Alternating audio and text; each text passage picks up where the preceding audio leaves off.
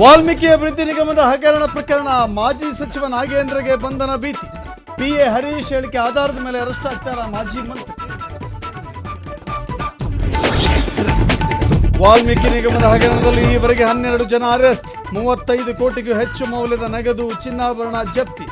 ಬಗೆದಷ್ಟು ಬಯಲಾಗ್ತಾ ಇದೆ ಕೇಸ್ನ ರಹಸ್ಯ.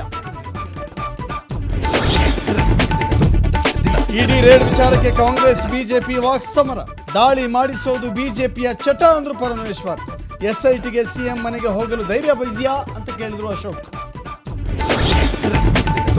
ಮನೆ ಊಟಕ್ಕಾಗಿ ದರ್ಶನ್ ಸಲ್ಲಿಸಿದ್ದ ಅರ್ಜಿ ಮುಂದೂಡಿಕೆ, ನಟರಿಗೆ ಇನ್ನೊಂದು ವಾರ ಜೈಲೂಟವೇ ಫಿಕ್ಸ್.